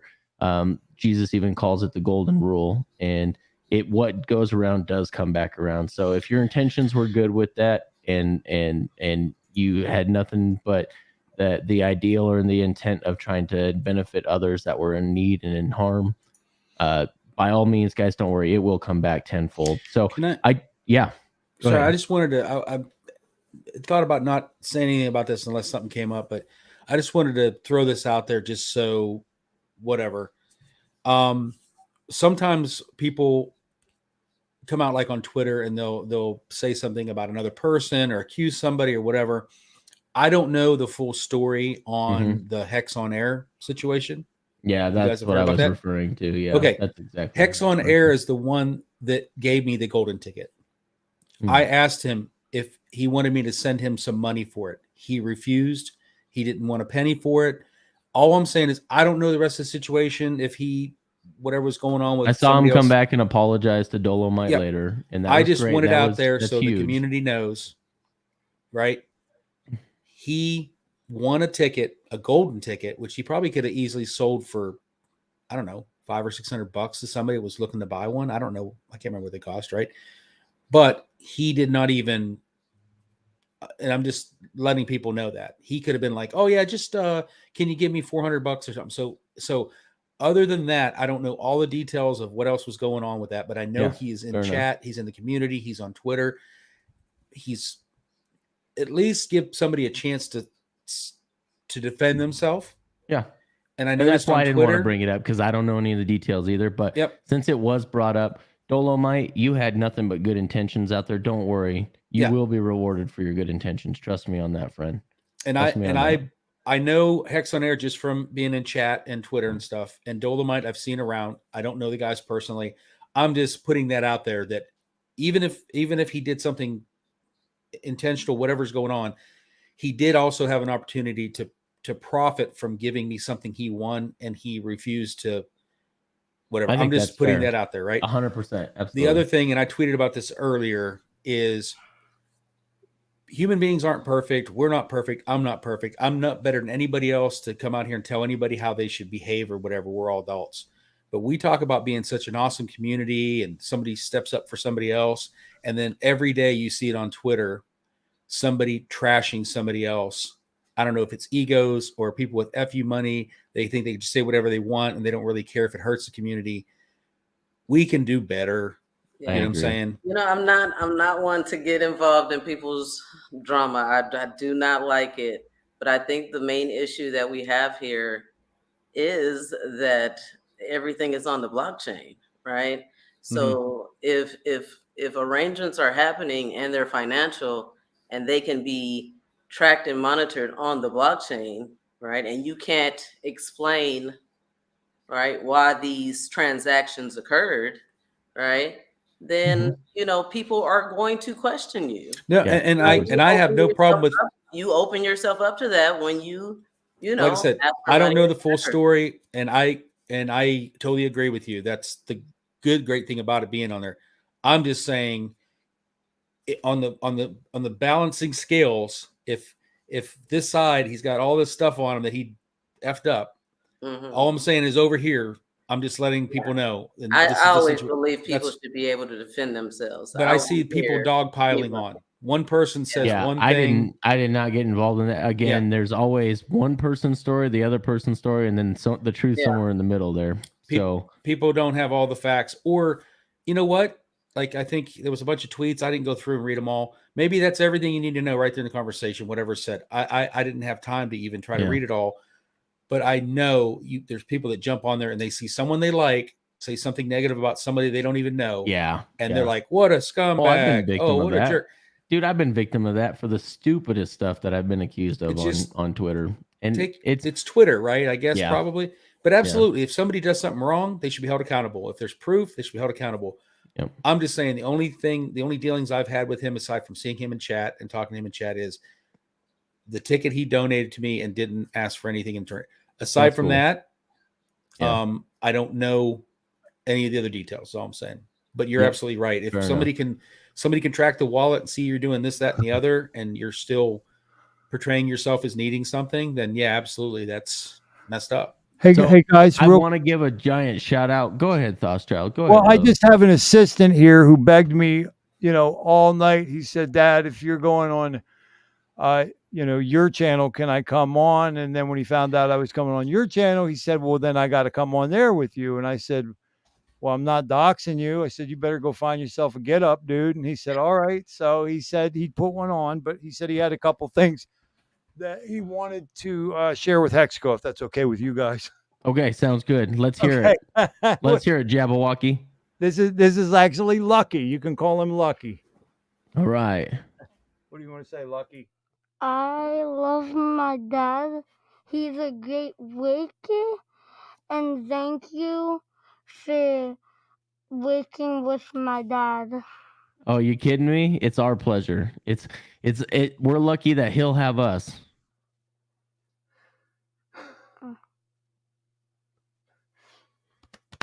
Well, hey, Lucky, thank you so much for coming on. Appreciate you. Welcome. You're now my favorite Jabberwocky. I expect the red tracksuit next time. So I want to throw this out here. Crypto Gains Club has been waiting. That was all him, by the way. I love it. I think that's cool, man. Way to teach your kid to step up, man. That's cool. I would have done the same. I don't usually show my kids' faces on. No, I know. Well, I didn't show my kid's face either. Yeah, just that, you know, when they get to the age where they can decide that, then it'll be a totally different story. It's just, you know, I'm one, and I don't think it's a secret out there. I think I've proved it, or at least said as much more than once, that protecting the innocence of the children is absolute paramount. I'm with you, Absolute brother. paramount above all else, as far as I'm concerned. Sexualizing young children, proselytizing, affecting kids' innocence, like that. I'm That with is you, absolutely not okay with me. And it's the one thing that I'm okay with a renegade coming out and being a judge, jury, and executioner all at the same time, as far as I'm That's a concerned. place So, where you and I resonate from day you know, one, I think, yep, on that. absolutely, But that was the thing 100%. he's been asking me to do forever, because he's probably the most, you know, like dad, in that he wants to be an articulator and a writer, and maybe, you know, just wants to speak to folks. But, you know, I told him today, since it was kind of an occasion where Hexco really did help, not just me, you know, pull through, but Yeah, us, you know, I figured, well, then this might be the time that I would let him. So thanks that's for, cool. Well, I want to give a big shout out to the panel that has been on here. Before I lose this in the chat, I want everyone to go through here. I want to start with KC down here in the bottom corner. I'm going to put up the Twitter here. So, guys, make sure you follow. Give a shout out. Where can we find you? And what are you working on right now? Oh, we can't hear you. Mike, muted. I was muted. I do that a lot, unfortunately. It's okay. Twitter is definitely the best place to find me. Yeah, you can type it in like that, but most people know me as Black Hexagon, BLAKC, Hexagon. You can search that on Twitter and find me easy. I am working with the Crypto Sparble team, formerly known as Crypto Sparble, now here in the States. We go by KSB.TV. We are here to basically keep the community informed on what's going on with Postchain and provide like intro level education to the community and to the masses, right? We are onboarders. We're not looking to, you know, develop projects. We are looking to teach people, the average person, about crypto and how to be safe in this world. And so because of that, we've done one tour already. We're going to do another tour based in Postchain next year, starting in February. We did decide to put a almost hard date on it in February, instead of, you know, keep going month and month and pushing it back a couple months. We just pushed it back a lot of months. Hopefully, you know, I couldn't imagine we don't have Postchain by January, but that's a whole nother topic for another night. Yeah. Down the road. And so we're just trying to prepare for that tour, and we're doing that by building relationships with the different developers and projects that are developing on Postchain. Our first event is this golf tournament on Labor Day. It's the kickoff to PostCon. We recently announced that if you have a PostCon ticket, then you get 50% off to the golf tournament. Nice. That is because of a partnership that we have now with PostCon, them, you know, supporting the golf tournament even further. We love everything that they're over there doing to build up the chain. And I appreciate them supporting us and supporting you guys in that way. They wanted you guys to have this, you know, this discount, this ability to come out and not have to spend a whole lot more money. Well, that is so cool. Speaking of PulseCon, we have the discount code for tickets down below. I believe it's 15%, guys. It's in the description. That'll help you guys get 50% off of what they're doing at ksb.tv. So thank you. Appreciate it. I'm going to go ahead and swing back up because it's the order that he put it up. Mr. Craig Wadding, what is it that you are doing Gen Hex these days, and where can we find you? We're doing the Saturday stream every week. We occasionally will do one in between, depending on guests and schedules, stuff like that. And I still work, you know, through the week. Mm-hmm. So look for us tomorrow. Tomorrow we're having 5 p.m. Eastern. Corey Costa from Crypto Coins. Ashley Ash, and I think Mr. Obi Hex Kenobi. What the hell? Obi-Wan Kenobi? Toby Wan.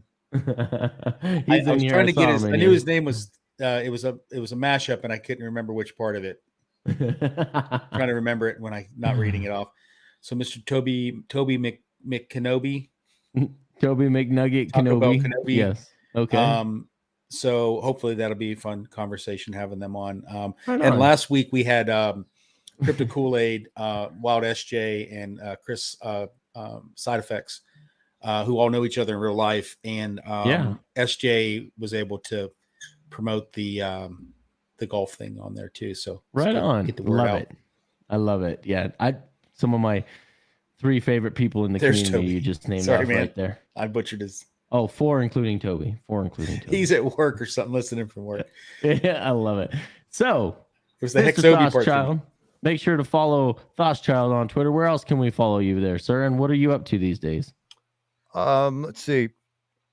I famously chose Hex after being a Richard Hart OG. I was listening to Richard at the end of 2017 on the self-help tip. I can point out to you in those streams where I was asking him questions. Find the one where he looks really greasy and overweight with long hair and a red velour suit. And he says, have you heard of Square Pusher? I say, have you heard of Square Pusher? And he goes, is that drum and bass? It's one of my classic RH moments from back in the day. I repeat, I am not a Hex OG. We were going through some interesting times back then as well. However, I did famously make the decision on day 420, and I've been a Hexican since, staked around 450, 460, because we all know that it takes you a minute or two to even understand what that is and how to do it right. Mm-hmm. But every spare cent that we've ever had is staked up and sacrificed. Just really thrilled to be a part of this community on every level. To me, it does represent the ethos of changing the money, changing the world. And it does represent, as Ken and I are always banging on, an instrument of the sovereign autonomy under natural law, which is freedom, but it's also responsibility. Mm-hmm. So there's responsibility that comes with that freedom. 100%. I was lucky enough to start streaming.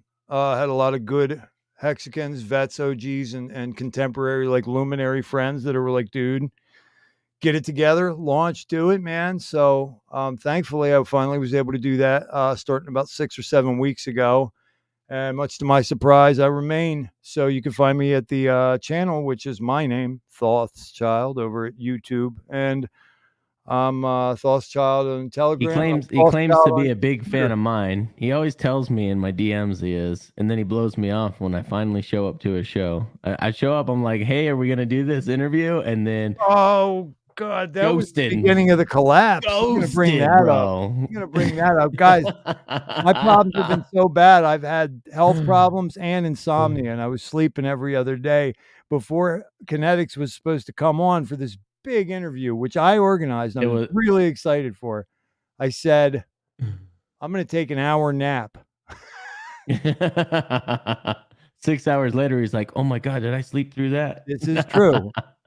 This is true, man. And then I told him, and the one thing I said is take care of your health, brother. That's way more important. We can always do another interview later. That's not a big deal. And it's not even an interview. It's just 2 old friends banging the war drum together.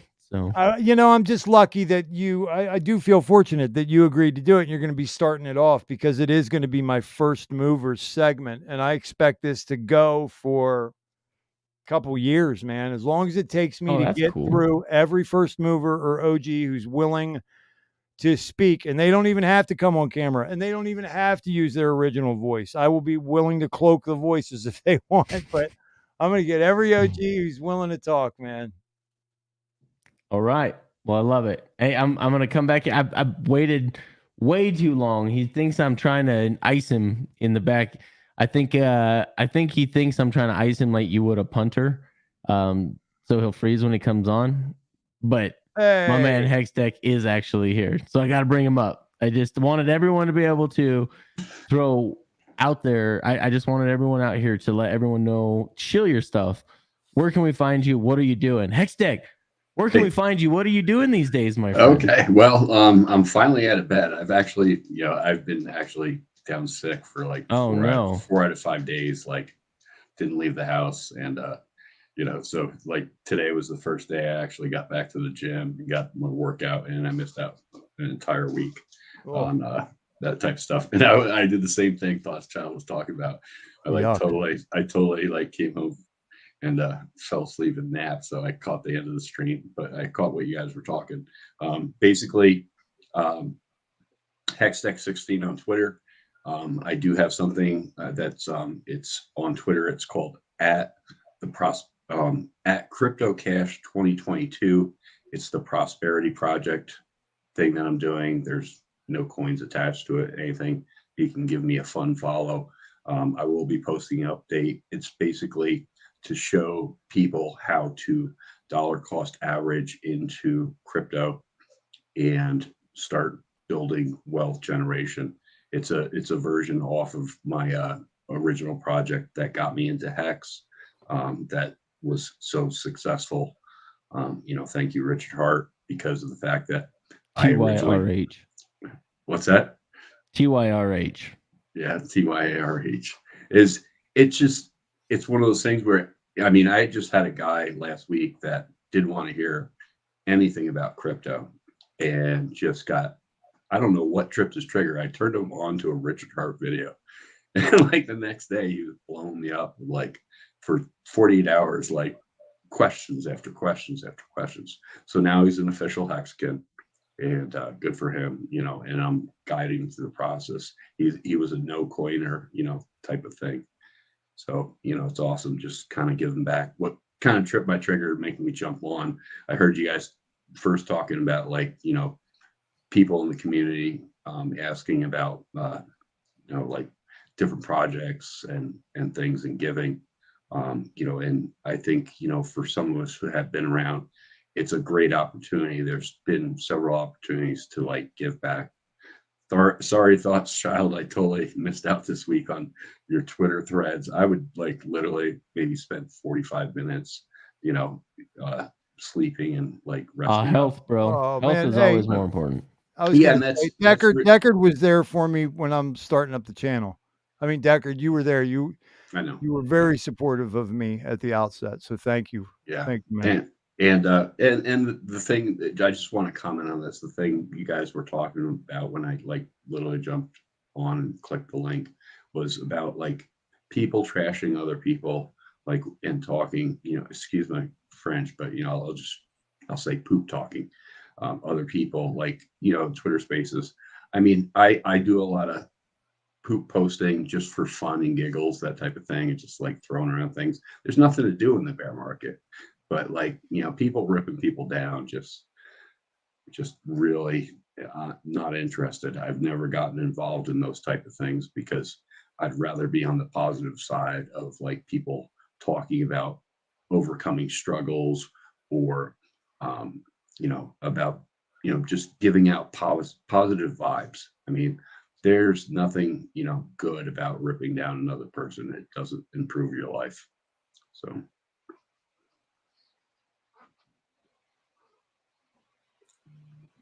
Appreciate that. Thank you, brother. Yeah, I mean, people are going to have disagreements, right? Disagreements are kind of organic. I mean, we're allowed to disagree. We're allowed to fight. I think there's a great gulf between locking horns, okay, and tearing people down. Big difference. Well, and that's the thing is like, if like you and I had a disagreement, if Kinetics and I had a disagreement, if Black Hexican and I had a disagreement, Gen Hex, well, maybe Gen Hex, I just like poop post them on Twitter, but is like I would go to that person first in private, okay, and have that discussion, and then if something couldn't be handled in private, from the counsel that I have from my lifestyle, is I would then maybe take one or two people and maybe get together with that individual and then have that discussion before I let things escalate, because it's so quick. I mean, we all know, and there's a positive and negative to social media and the different things, YouTube streaming and that type of stuff, or Twitter posting and things. Quick communication back and forth, but it's never like, you know, especially on Twitter, it's words that can be easily misunderstood or misrepresented. And, you know, unless you have that communication, you know, like, so there's understanding, and you don't have to agree with everything. I mean, I don't honestly expect anybody to like, you know, like Rags is like, don't subscribe, you know, a whole bit. It's like, I don't honestly ever ask anybody to like me, you know, but my, like, you know, benefit in the community right now is the fact that, like, I've been through the process. Okay. I've been through the second bear market cycle for me. Much, you know, well, actually the other one wasn't bad. I just hodled, you know. Yeah. Like, I mean, I tell people, like, I wrote it all the way up from 600, initially Bitcoin, $634 to almost 20,000. Wrote it all the way down to the low 3,000s. Wrote it all the way back up to 69. I wish I had some left that I didn't lose, that I could have held on and rode the roller coaster ride. But, you know, but through the whole thing was, and I learned it in the first one, is that building aspect, the things that are being made available to people. I mean, you know, I'm just personally going to give a shout out to Orca, because, I mean, if you had asked me a year and a half ago, would I ever, like, buy an NFT? I'd laugh at you. You know, I'm like, I don't understand NFTs. You know, I understand Richard's whole point type thing.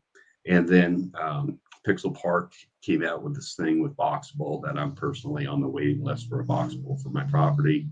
And so I said, you know, I want to understand these things tissue better. box, right? It was a tissue box. You're on the waiting list for. Okay. Yeah, it's a 400 square foot tissue box that goes out on my property. That's plug and play. Basically, it's like buying a plug and play house. It unfolds and goes right out on your property. But little small space, you know, out here in Montana, that type of thing. Does it have a place where you can poop post in it? Just curious. Well, actually, the funny thing is, I'm trying to evaluate now. I actually get 4 bars, which is unusual. That's how I actually shop for land out in the area where I'm at. I actually brought my phone with me. I looked at 19 places, 19 parcels, and I found this parcel that had beautiful views, 3 mountain ranges. The beginning of the Missouri River actually starts in Three Forks, Montana, and I get 4 bars up there, so I can stream videos off of Amazon Prime right on my Were you just doing a play on words, bro? You said next to the river I can stream. Did you really just say that? I'm pretty confident you did. No. I'm proud of you, man. That was pretty clever. Yeah, no, but the whole thing is the fact that, you know, like, for me, I kind of lost the train of thought on that one. Sorry, I have a tendency to do that. Sorry. Yeah. Hex Monkey in the house. Happy Friday, everyone. Yeah. Gotta show some love for my boy out there. The biggest thing Ego Foundation is the fact that, like, you know, from, like, my aspect is, you know, overall is, like, we're going through bear market times, and if it's the first time in a bear market, this is the way it goes. I saw it last bear market after 2017, and you know, hopefully this cycle, you know, goes a little bit shorter. I don't think it will.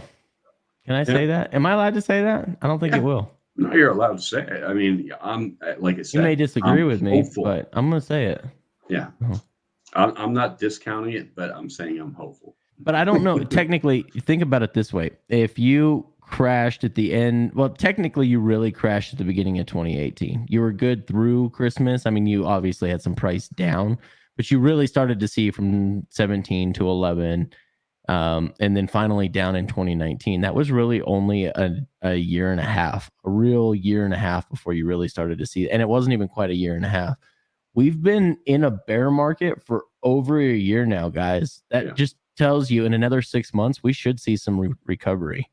Now, I'm not saying that's a guarantee. The fundamentals may be a little different, but if you just go off of the cycles that have happened from the moment it's at the all-time high to the time it starts correcting and falls out of the parabola, we are over a year into this right now, guys. That is great news. That means, guys, you better be building for the next 5 to 9 months. The next 5 to 9 months, get those stacks, get those bags, whatever coin you want. I just happen to be a proponent of advocating for trustless, permissionless systems like the RH ecosystem. So just wanted to throw that out there. Not financial advice. No, I've been an advocate for the school of thought that believes that there's going to be a bloodbath that, unlike what many of us have ever seen before here coming up October, November. I think we're going to finally get to see that great washout that we've been talking about happening for so long. If you've been in crypto for any amount of time, you've looked at your brothers and sisters and said, man, is there really 20,000 some cryptos now? And you go, God damn, yeah. I guess one of these days we're going to have a washout. Well, Rothschild's here to tell you that I believe that that's coming sooner than later. It's all kind of macro, big picture related to how they're trying to position the world to get ready for the CBDC. But Hex is going to be one of the very, very few non-government contract related ERC-20s that's going to remain in the new world, in my opinion. And one of the things, Kinetics, like these are just my own personal indicators. One of my eyeball watchers is watch BTC price, right? The price of BTC and following that.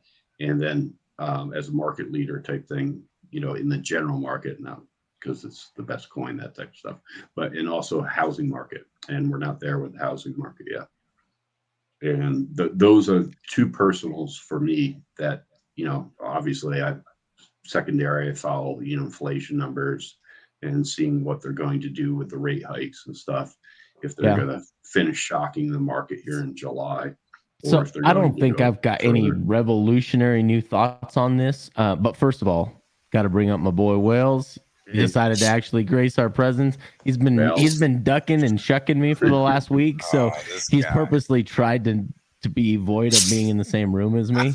So I had to pull him up before I lost him. Trying to avoid everybody. Don't feel He's going to say, F this Kinetics guy, and then just like shut down the stream right as I try to pull him up. So I just had to pull him up real quick. But this is probably not new information for some of you, and I don't think it's super deep thought. And it's definitely not original thoughts. I've pieced together a lot of stuff from people that I watch that I watch a lot of, I don't watch a lot of Hex stuff, guys. Sorry. I just feel like it's in the echo chamber. We talk a lot about the same stuff. There's a few people, and I don't want to hurt some people's feelings by saying I don't watch theirs and I watch others. But there is some stuff that I do watch out there that is very much Hex related. I do a lot of reading. But I will say I'm watching macro markets. It's just finance and macro markets have always been kind of something that's really struck my fancy, so to speak. It's kind of my thing. And especially real estate, because I'm a real estate investor. Have been for a long time. Have always wanted to be, even before I wasn't, for a long time. And so when I look at what people are predicting about the housing market, I think a lot of people are actually incorrect. So what we don't have that we had in 2006, 2007 is we didn't have a lot of these ninja loans. I think the mortgages written right now are very well underwritten comparatively to the mortgages that were written back in the early 2000s. So we don't have a lot of no verification of income, pseudo subsigners. Like we don't quite have the same issues we did. And so I think that we're going to be pretty strong with the housing market as far as that is concerned, as far as people not losing their homes. Now, don't get me wrong.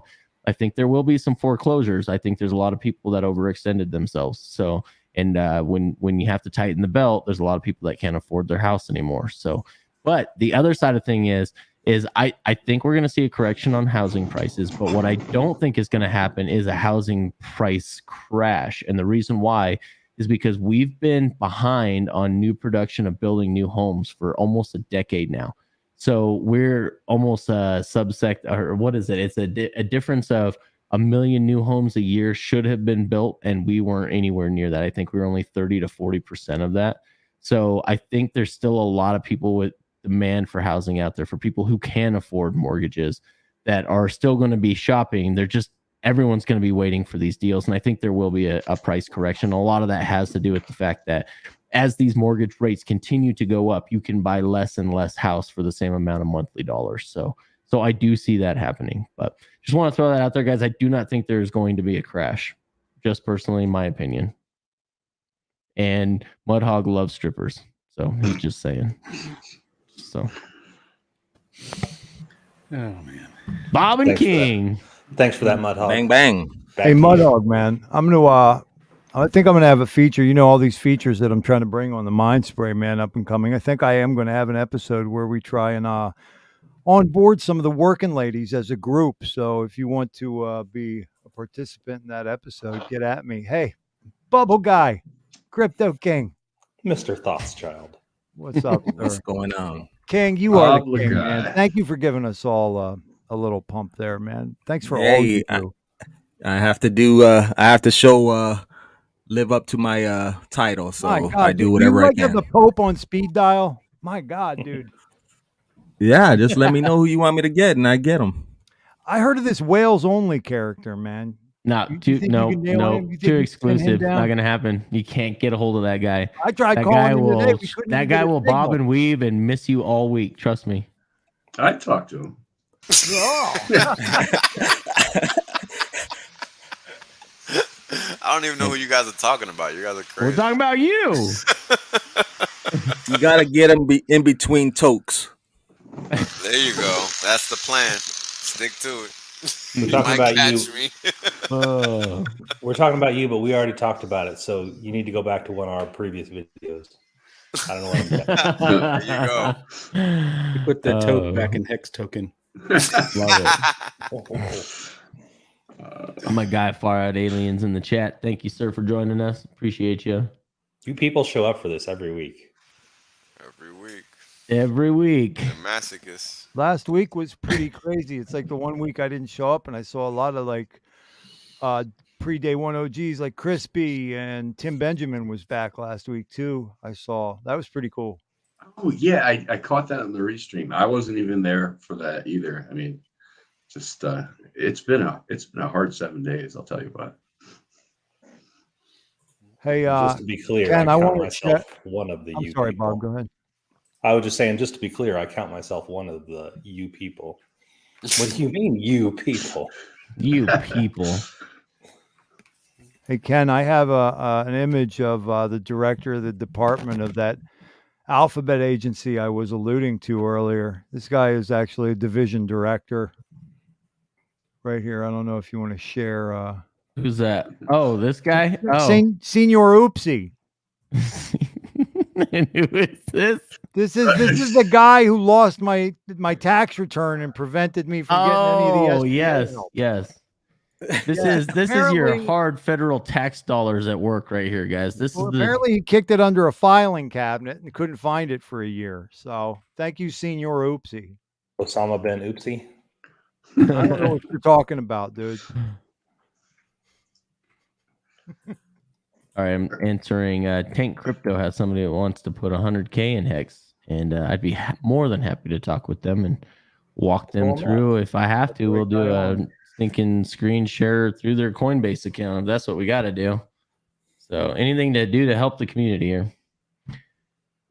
Unfortunately, guys, if they go through me, you're going to hate me for this. I'm not going to have them market buy. I will have them set limit orders so they can get as much Hex as possible out of their buy. Respect. Or how about a liquidity, pairing group? Single-sided out of range on No. V3. Nope, because they will Okay. forget to pull it and it'll go All right, right yeah. back the other direction. Well, they'll get and they'll paid make for some forgetting fees at off of least. it, but that's true. about it. Yeah. Bob always sleeps through our stream. Don't fall asleep in your chair tonight, Bob. That's all I want to say. No, I can't. It's hard on my It's Senor Oopsie from Stranger Things season 4. Thanks, Jen. Hex, I would for have the to know what $5. Stranger Things is. Oh man, I love Stranger Things, but I'm a big 80s kid. I love 80s music. I love synthwave. I love how genuine they made the 80s series like that. So spot on. Everything is 80s in there. They don't have anything out of chronological order. It's a great show, throwback show for someone that grew up then. That was like, Heck yeah. Well, see, that's me. Like my first 8 to 10 years. I'm not going to tell you exact. No, I'm just kidding. 8 years. The first 8 years of my life was in the 80s, and so I've got some pretty fond memories of the 80s. I used to wear a members only jacket to school. No, you had a members only jacket. I You did. and my grandpa both, bro. Yeah, I love back it. when they first came out, and Yeah. I can I didn't wear Jordache absolutely shoes, see though. Craig in a members only jacket. Oh I can hell see yeah, that. you can. And some Or- khakis. And or what some- about and some OP? Reeboks and No, some I was- Reeboks I had the with parachute Velcro. pants, man. We had the parachute pants. I had We some had zippers parachute. everywhere, man. I had 3 or 4 We pairs. couldn't of afford real parachute tennis pants. shoes, but for some reason we had members only jackets. Me and my brother. I was I wearing like love it, dude. I was wearing pony high tops or something. Is OP still around? Yes, Ocean Pacific. Right, yeah. right, yeah. It's a Walmart brand now, believe it or not. See, I hear you guys talking. You guys are so circumspect when you talk. You say, "Oh, that S word," or you go, "Oh, those guys in those pointy hats." And I say, "Shit, you talking about the Ku Klux Klan, dude?" Like, like you guys are all like careful with the things you say, and I feel like I'm such an asshole because I just go straight to it. But like we used to say, the guys who still wear the OP stuff, like in the later days, they were trying to capture that era where they actually were getting laid out in the world. And like, they were like, this was the look. This is the look that works, man. And here it is, 2011, 2020, and they're still wearing their OP gear because it was like the golden era for them. Dude, No, OP we we were cursed. My mom stuff. straight up bought us Husky jeans. Sorry, We were Kay. doomed. Oh, dude, you had Husky jeans too? 1 year, yeah. Husky Yeah, jeans. Just 1 year. Just 1 People year. don't. When you're a kid, they don't think like husky like the dog. They think husky like husky. You know, Big kid, fat kid. with my pony high tops. I was a skinny kid in the 80s, and I'm a husky kid now. Nobody knows what Wales wears. I was student government treasurer for my class, and I played on the weekends. So I was backup drummer for a punk band. So there was one point in time where I had blue hair and a pink eyes. Backup drummer Wow. for a punk band. Mr. Yep. Hex Deck, the guy streaming next to a river, was a drummer for a punk band. We were the warm up band for a Stiff-Legged Sheep and Abusive Action. So you can go back and look those up. I thought he was going to say like Minor Threat or Fugazi. He's like, Poughkeepsie, New York. I talked to RG. RG got to meet Frosty Dog and got to surf with them. And from my understanding, these are facts that he just put down in the chat. This is fact. So just wanted to throw that out there. Yeah. Oh, Canadian. That's What the 80s hell for is a me, Canadian bro. tuxedo, Bob? Canadian tuxedo. Or Double maybe denim. don't. Denim on top, denim on the bottom. Denim jacket, denim jeans, Canadian tuxedo. It's even classier than that. Is not just the Canadian tuxedo, but the sleeveless Canadian tuxedo. Yes. That is. I went to school with a kid, and he had a jean jacket, and on the back he took a Sharpie and he wrote Metallica on the back because his parents wouldn't buy him like a real like. Are you talking about yourself? No, it wasn't me, but was that you? Great call out there, Thoughts Child. it was not me. It was not me, but this kid was Third person conversation. He got torched for doing that, man. I remember that kid. He had a gray beard. And if I remember correctly, he had ginger kids. I go back to the beginning of the stream. Yeah. No, I wasn't. Ginger cherubims.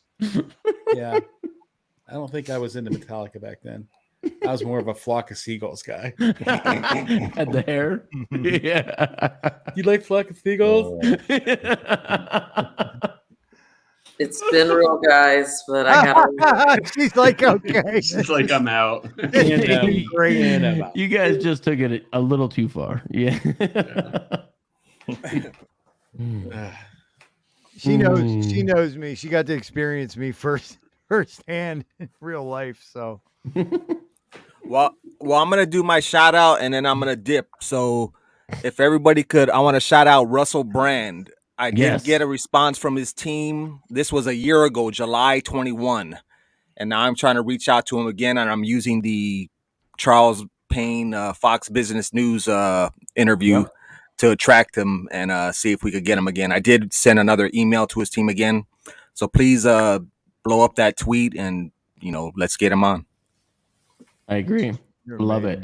I love it. I saw your tweet. I pulled it up earlier in the stream. I think I did. If I didn't, I should have, and I apologize. Guys, go find Crypto King, find the Russell Brunson. Let's get some retweets going on there, guys. Be huge. So Russell Brand. Russell Brand. Yeah, Russell what did Brand. I say? Rusty Rockets on Twitter or something. Yeah, Rusty Rockets. That's right. Bunsen burner. Whatever I said, don't listen to me. Ignore that. Go to Crypto King's Twitter. Rusty trombone. And do what he Let me says. Google that. Rusty trombone. Yeah, let me Google that. Rusty trombone. Oh, sorry. It's right next to the blue waffle. Oh no. And I know Kinetics would definitely love to get Catherine Austin Fitz, because I know him and her, they both have the same freedom and conservative views. So I'm also trying to get her as well. So that's going to be a real tough one, but let's do it. Let's do it. Oh, King, we need you to produce for another channel.